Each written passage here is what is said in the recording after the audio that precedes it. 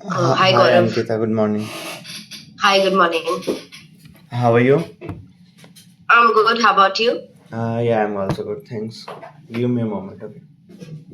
Sure.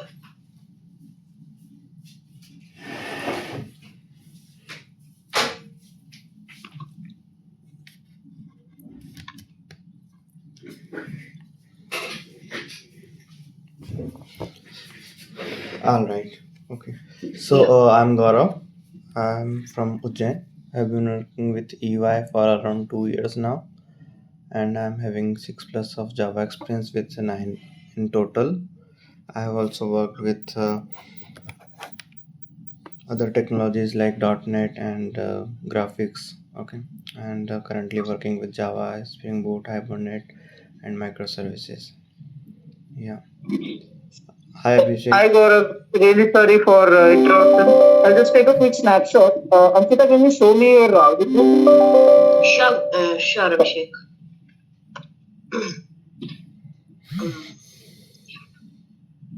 Just give me 1 minute.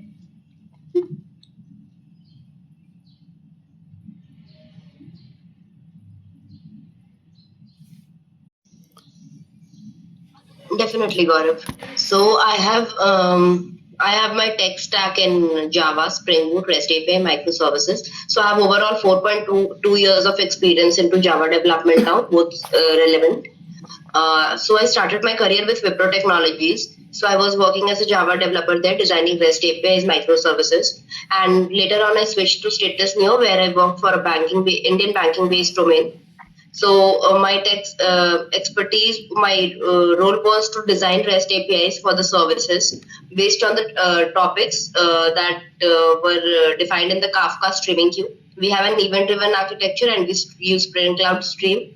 For checkpointing, we use blob storage. We have the Azure Microsoft Event Hub SDK, where we use to consume the data in a asynchronous manner, and then we perform the business logic into it in the controller and the service layer, and then we do the insertions into the Couchbase, which is a NoSQL DB. So it is basically migration and replication of data from a SQL to a NoSQL. And for the security and integrity purposes, we use the hashing and encryption of the keys. Also, apart from it, we have I personally have contributed into the unit testing independently, where we have achieved more than 84% of the code coverage. Apart from that, we have also checked for the logs. We have knowledge on the AKS, the Azure Kubernetes services, and Docker side. Okay, great. So right from the scratch to the deployment, we have carried on this project. Great. So, so you have also worked on microservices? Microservices, a bit of it, because since the we was majorly working on Spring Boot, so since there was few spike in data, so we decided to split our services into various microservices. So not exactly microservices. We are just into the beginning of it. What we are doing right now is just injecting the dependency of one shared library into the services, and hence we are carrying on our code. Okay, so in fact there are multiple services. So, are you handling any transaction? Yes, we are not handling the transactions. We are handling basically the not the transaction, but the onboarding and the offboarding of the users based on the types of accounts they have created into the bank.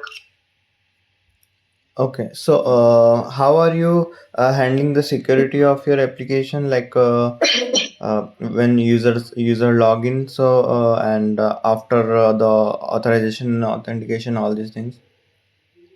Okay, so here we have not exactly into authorization, and there is no login part we are taking care of. So we have the data where the user we have the user credentials into a Falcon and Finacle DB, which is a SQL. So from there we fetch the data, but we cannot see the original their Aadhaar, PAN or mobile, right? So those data are basically getting into encrypted form and into the NoSQL database as well. We are storing it into the encryption, hashed and then encrypted form.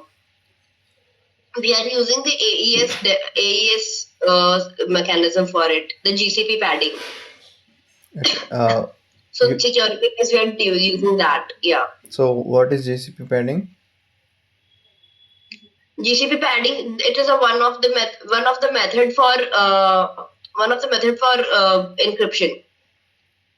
Apart from that, we also have ECM and a few more things. Okay. Yeah. Fine. So so when you are working on REST API, right? So can you tell me the structure of the REST API, how it gets called, Yeah. and the flow? Okay, so for designing the REST API, we are using the Spring Boot Java. So we have first the application. We have the first repository layer. Sorry, a repository layer that extends the respective repository that we want to call, for example, MySQL or Couchbase or whatever. So the repository layer that connects with the database. On top of repository layer, we have the service layer where we write the code logic. So in the service layer, we auto-wire, we inject, create object of the repository layer and write the business logic there. And that service layer is again called into the third layer called the controller layer. So controller layer has the endpoints and the URLs defined for the code. Sorry, for the website. So based on that URL, we have the service layer injected in the controller layer. Also, we have the entity layer where we have the data fields of the data fields of the database stored. So these are the four layer, and they interact with each other in this way by auto wiring into each of the classes. Okay, you want to drink water? No, it's okay. I'm having a bit of cold, sore throat actually. Okay. So you have worked with messaging events, right? Messaging Yeah. queues. So can you explain about the flow of this? So the messaging system Kafka, we have the Kafka is basically point to point as well as a PubSub model. So point to point is where basically the consumer consumes whole of the data and then the producer start producing.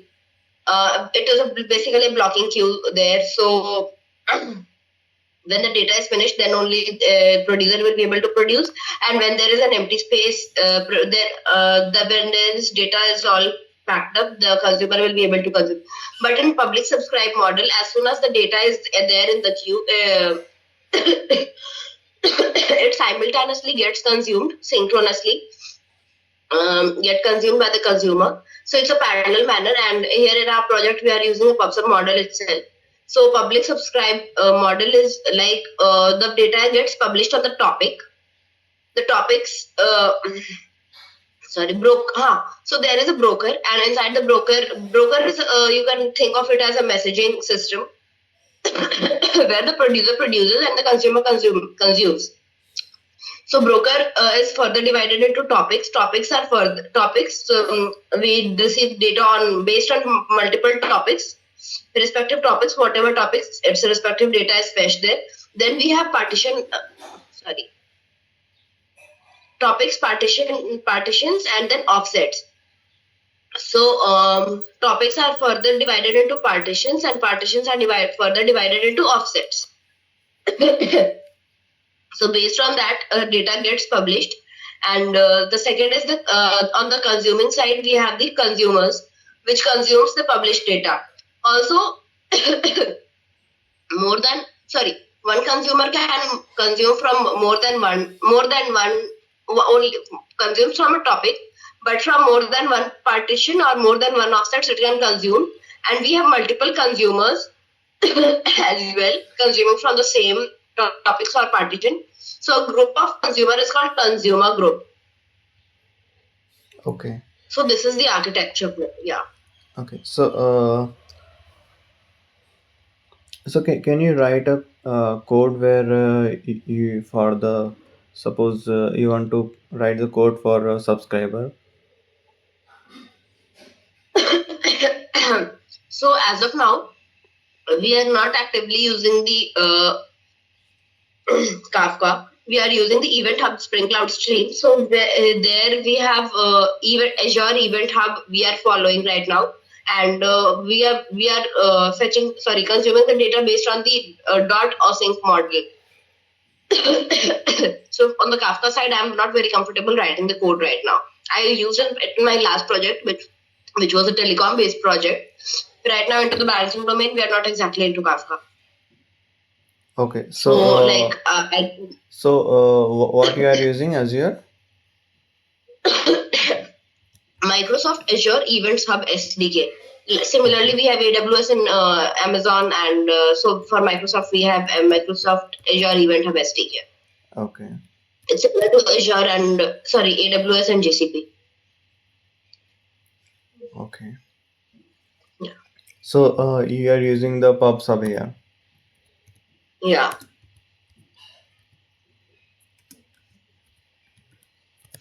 Okay.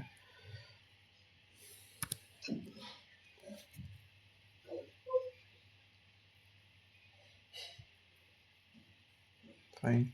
So can you tell me about the Spring Boot advantages?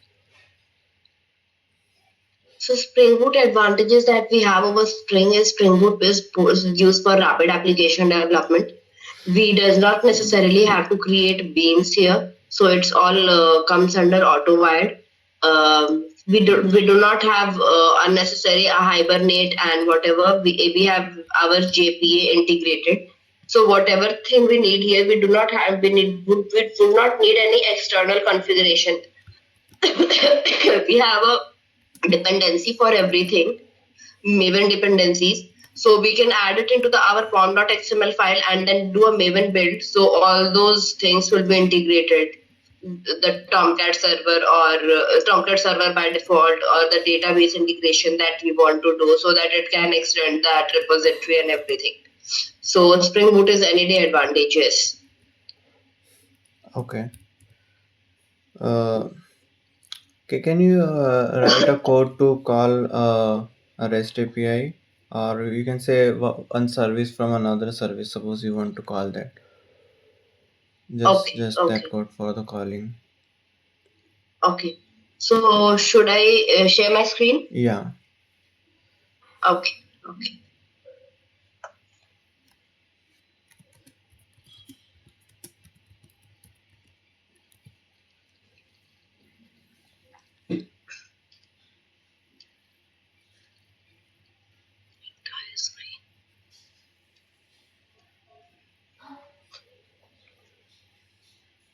Is it visible to you? Yeah. Okay. It is a REST API, so I'll need to have a.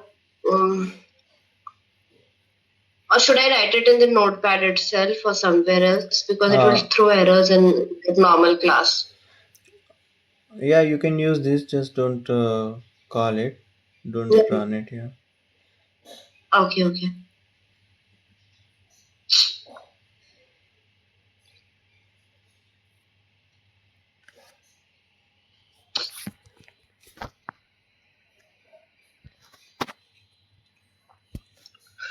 Sorry, cursor is not working.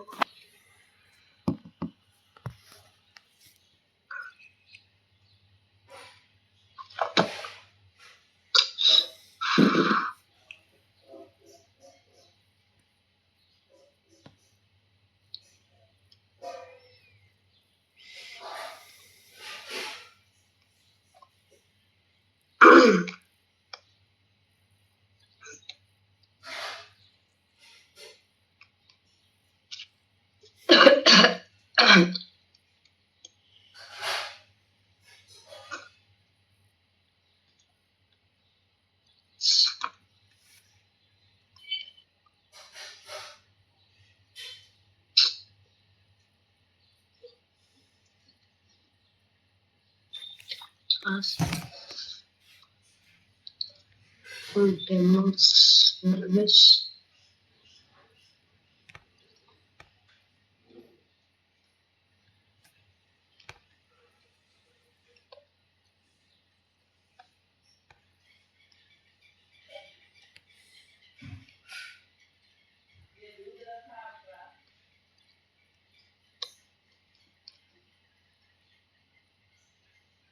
Get mapping, config.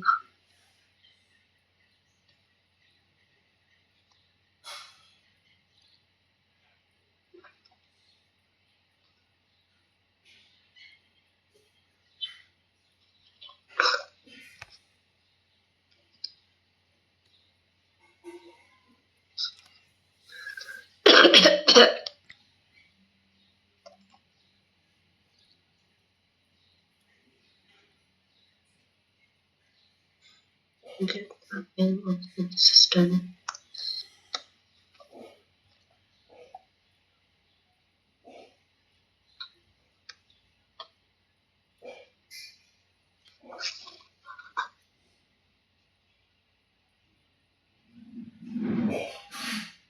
Just a moment.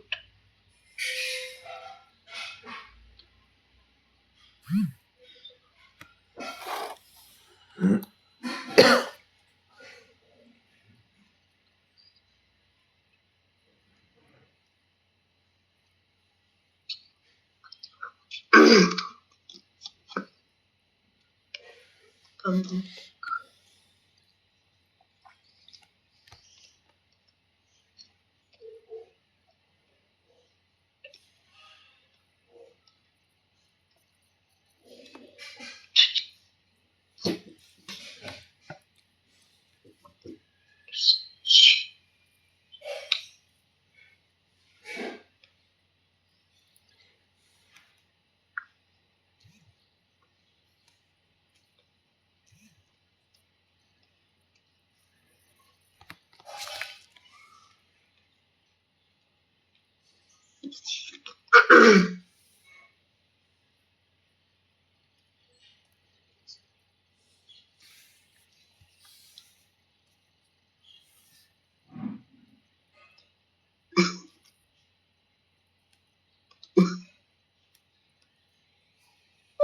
Demo repository layer where we are extending the JPA repository.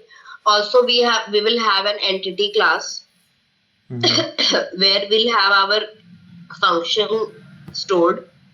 Sorry, with the parameters stored. So this will be entity and ID annotated. ID would be annotated here. So repository layer. So dot repository demo service. Sorry. So the demo service we are auto wiring the repository layer. So repository layer will have save function or save get by ID or find by ID. We'll have here. We have save, find by ID, and all sorts of functions from the repository layer. And here we'll have a response entity return type where we'll have multiple request mappings here, get mapping, put, patch, and all. And we will have the service layer. So just a moment. In the demo controller layer we'll have our so we'll have our service layer injected here, and based on the service layer we can call our functions to save or fetch our data. Find by ID. This one, sorry.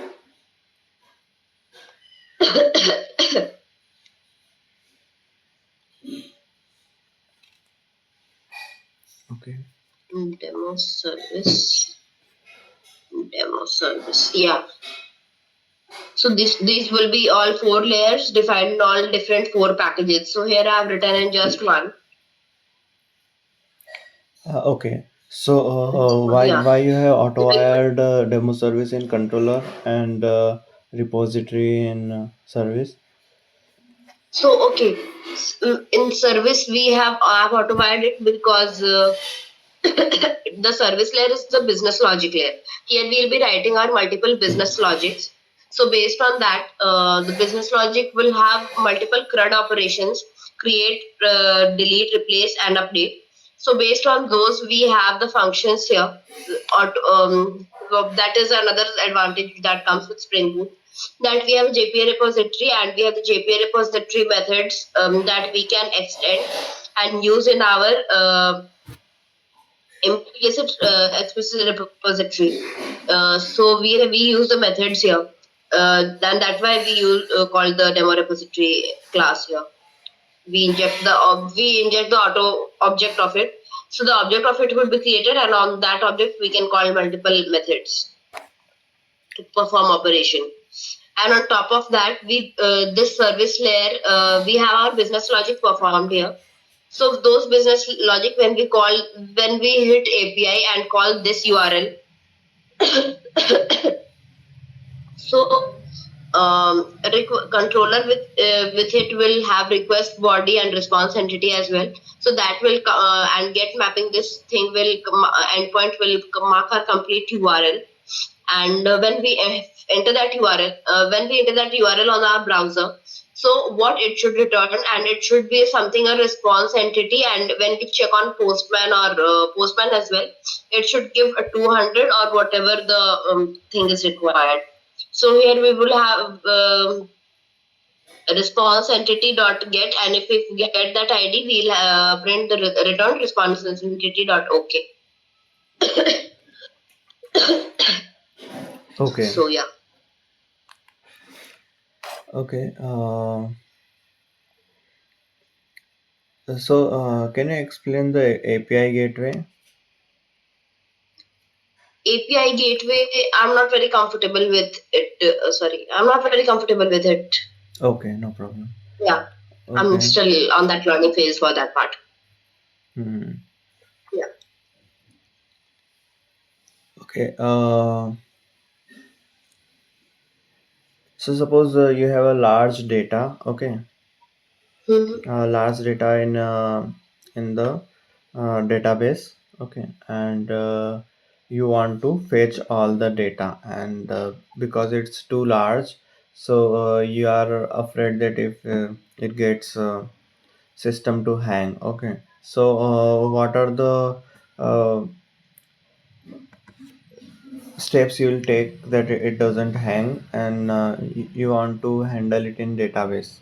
So how will you do that? Okay. So on the database part you are asking about, Yeah. on the database part handling. Okay. Yeah. So on the database, how we have managed, since we have a huge number of data, and for multiple users and multiple bank account transactions. For example, let me give you a sample that we have a FD account, we have a credit card account, we have savings account, and whatsoever. So maybe we can create a different collection for handling all of those. Because handling it into one collection, and if that one collection or one database, one table fails, we'll need to have a rollback of it, because SQL has asset properties, atomicity, consistency, integrity. Okay, so we should have that thing in mind, and based on that we should create our database and tables. Okay. Also, if rollback, yeah, also multiple collections, because if rollback is done, it does not affect a huge number of data all at once. So a chunk of data would get affected, and rest would remain up and as it is. Mm-hmm. Uh, so in this case, will all of the data will come, or it will come in bits or pieces? No, so based out of our business logic, we can categorize our data into different collections and database and tables. No, no. Suppose you have a big table, right? And there are millions of records in there. Okay. Mm. Now you wanted this data to be fetched. Okay. That's where I am asking that how will you manage that? To fetch those data from a huge database. Yeah.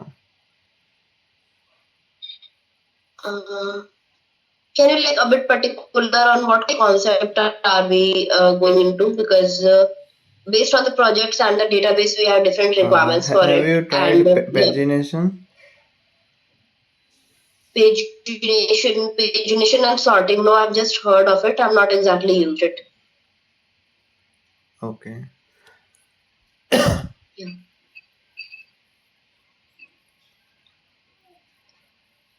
Okay.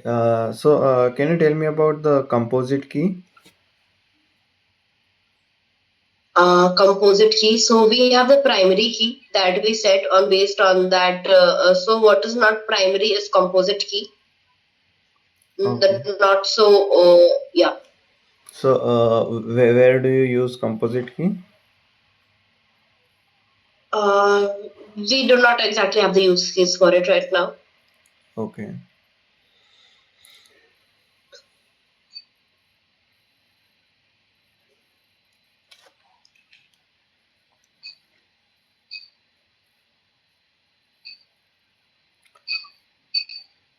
Uh, so uh, so have you used the proxy?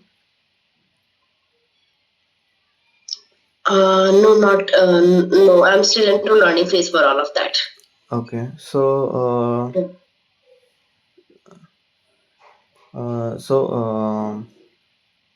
cross-platform communication have you done? Cross-platform communication, as in. Uh, to different server. No, I haven't tried that, Gaurav. No. Okay.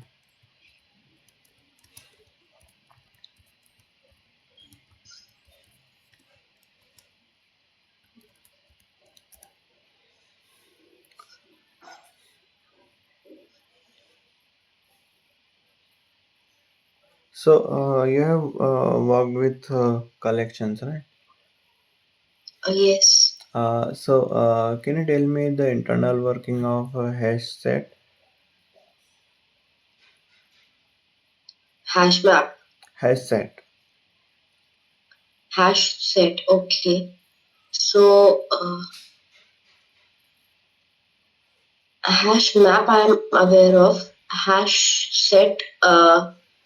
So the hash collision thing I am aware of. But in HashMap, we it creates a linked list out of it or a binary search tree after Java 8. But hash that I'm not very well aware of. Okay. So what So is when rehashing? Rehashing. rehashing, no idea. Okay. So what is hash collision? A hash collision, like we create a hash of a key and store it, and we create a hash of another key and we store it. Maybe the key is same or different. If the same hash is created, it creates a hash collision because hash collision and the another key with the same hash would try to override it or will or create a linked list, a bucket on the same index alongside it, and it will further if another hash collision, if another bucket of same hash is created, it will create a linked list out of it. So that is a hash collision. Okay. Um so how it is retrieved? Suppose you are calling a hash map, okay? You are Mhm. invoking data from the hash map. So how will you get that?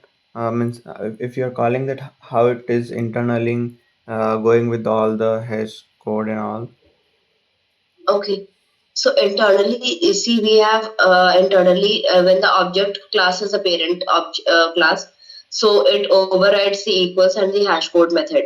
So when the equals method is overridden, so sorry for first hash code, so it will check for the hash code and it will have same keys, and when it will check for the sorry equals object equals, it will the key we'll have the data based on the keys. So hence we can fetch the values depending on the respective key.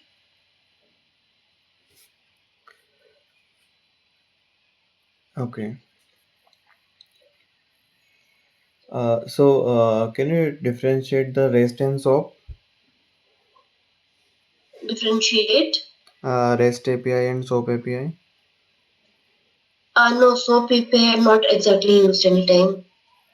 Okay.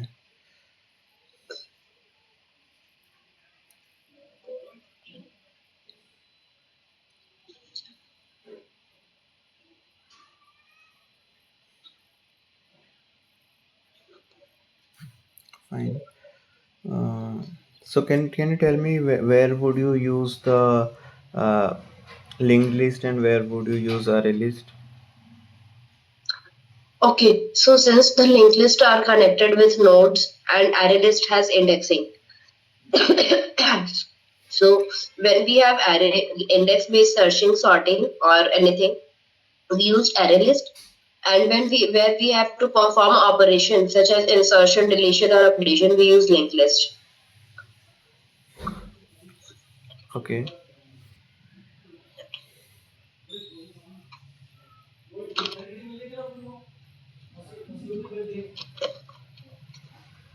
Have you used exception handling in your code?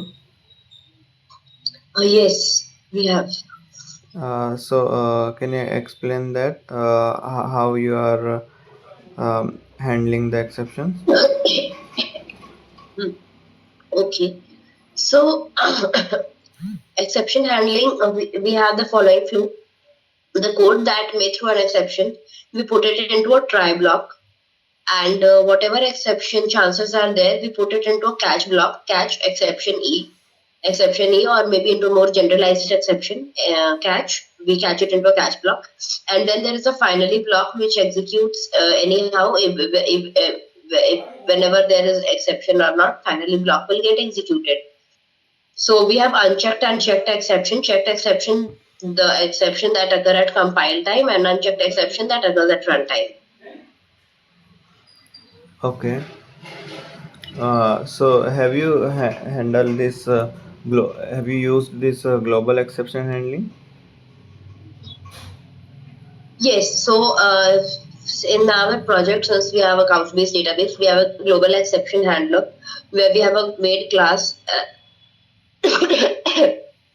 a dem, and a perfect a separate exception handling class where we have extended the Couchbase exception, and in the Couchbase exception we have timeout exception, we have data not found exception, we have generic exceptions as well, timeout exception. Yeah, so we have handled those separately, extending the main exception class. Okay. Did you use any annotation for this global exception handling? At the rate of exception handler, Anything else? apart from it, I'm not able to recall it right now. I've used it in my project, but I'm not able to recall it right now. Okay. Can you explain the functional interfaces? So functional interfaces were that these were introduced in Java 8. So functions, so the interfaces which have a single abstract method uh, are called functional interface. It is annotated with at the rate of functional interface. And after Java 8, the functional interfaces have single and interfaces have default and static methods as well, but single and abstract methods that have no concrete implementation are called functional interfaces, and those are implemented using the lambda expression and arrow functions in the main class. Okay.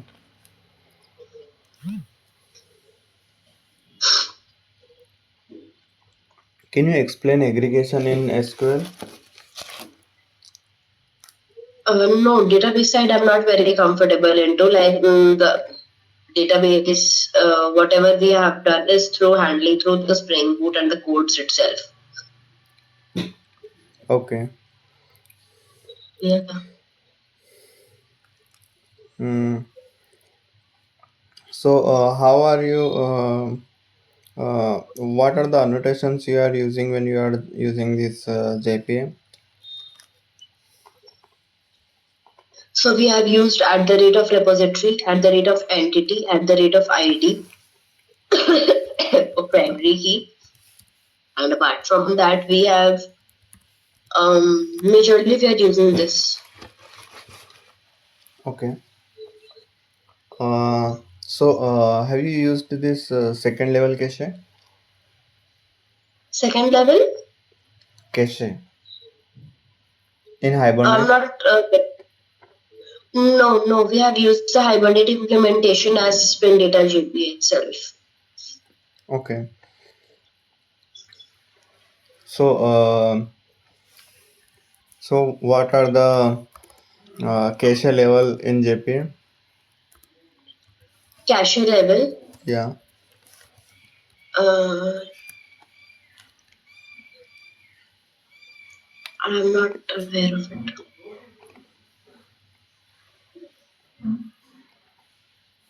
Okay. Yeah, Redis cache and all I've heard of it, but I've not exactly used anywhere right now. Mm-hmm. Yeah. Have you used at the rate transactional? I have heard of it. It is used in the database terminology as part of database terminologies, but I've not used it. Okay.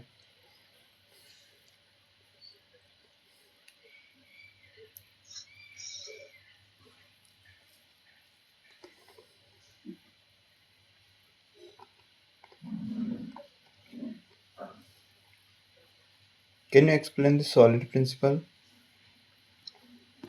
Solid principles. Okay, so these are design patterns in Java. First, S is being the single responsibility principle. O is the open closed principle. L is list substitution principle.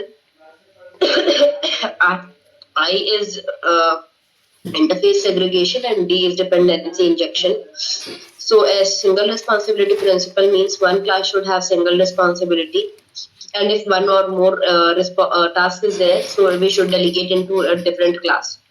Open close principle means a class should be open for modification but open for extension but closed for modification. That is, we can inherit the classes, we can use it, but we cannot modify the existing class. L is Liskov substitution principle. So if a code logic in A and a B extends it, and a code snippet of B is changed, a code snippet is changed and is replaced by some other code logic, the flow should not break and the code should run properly. So that is a Liskov substitution. Interface segregation. So interface we have since abstract methods where the implementation is into the class is implementing it. So since consider as sorry, so its one implementation does not necessarily implements all its method. If it would maybe need one method out of three or two method out of three, but since you're implementing it from a single interface, it would it would have to require all the three, which would become redundant. So for different implementation of classes, we can have multiple interfaces. So we would segregate the interfaces based on the methods and the use cases. D is dependency inversion principle, where the dependency inversion principle, where it should where the code should follow the inversion of control. So it should not be hard coded. Okay. Yeah. Okay. Can you explain the bean life cycle? Bean life cycles we define using pre-construct and post-construct. So the bean is created, then it is initialized, then it is perform the operation that is pre-initialized and post-initialized and pre-destroy, and then it is destroyed. Okay.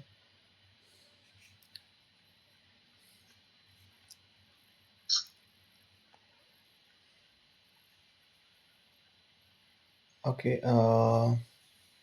What is cascade type? Cascade type. Cascade type. I'm Yeah. not aware. Have you I'm not used aware. one to many relationship? One to many, yes. So it is a JPA annotation: one to many, one to one, many to many, and many to one. So based on the use case and the mappings, we use these annotations. Okay. In your entity class, can you write some um, instance variable in that? Yes, we define our instance variable in that entity class, private final data type, and the data variable name. Yeah. And we have data seekers and toString to it. The Lombok annotations maybe we can use at the rate of data. So no argument constructor, all argument constructor, everything is created along with it.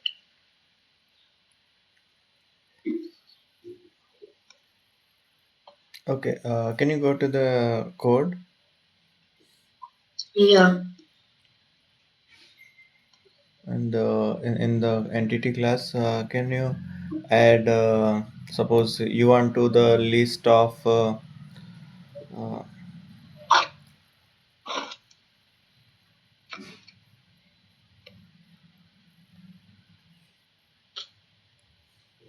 List of. suppose you have and the class is suppose like employee, and the Yes. employee can have something which can employee have many. Okay. Okay. Okay, so suppose the entity is a company and employee is the its employee. So an entity can have many employees. So now you have to annotate it with the required annotation. No, I've not exactly used it. Okay, so you said you have used this JPA. So Yes, you have JPL not was. got any chance to create a entity with one to many relationship. No, these mappings are not done in our project right now. That was not required. Okay. So, what are the things you have used in an entity? So entity we have annotated with entity entity annotation and primary key with ID annotations, and apart from that we used getters, setters, and Lombok here. So this was the only requirement of the this class. Okay, Yeah. fine.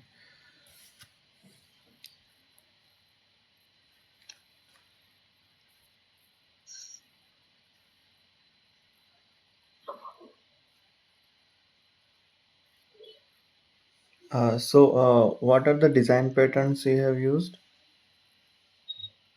Design pattern, we have actively used factory design pattern. We apart from that, I have idea of decorator design pattern, and then we have Saga pattern, microservices, Saga, CQRS, all of it. Okay, can you explain the CQRS? CQRS, so it is used for a rolling back transaction. Is for see if a transaction is made and it is not completed. So one data it is connected to a one database, and the one database is multiply cascaded into two three databases. So if one database fails, it will roll out to the first second one, and the second one will again send a message to the first one, and the transaction the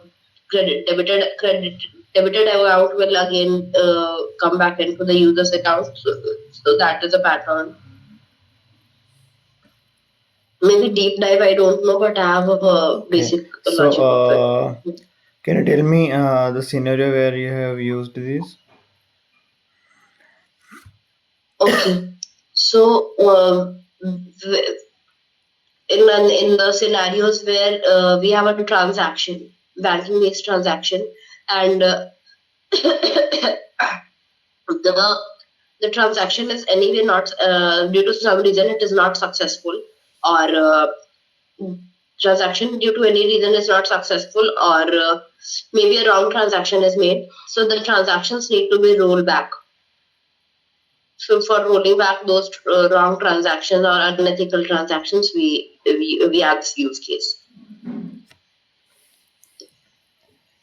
Okay.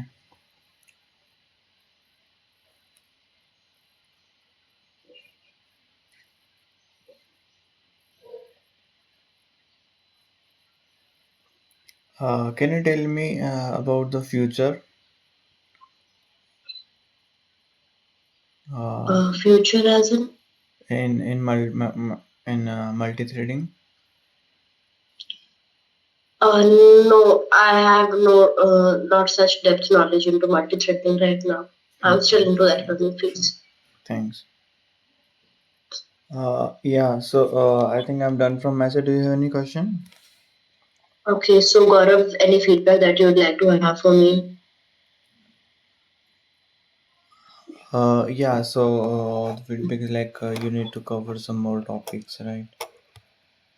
Yeah, yeah, that I understood. Yeah. Yeah, sure. Few of the advanced Anything else? topics. Yeah. No, thank you. Thanks. Yeah.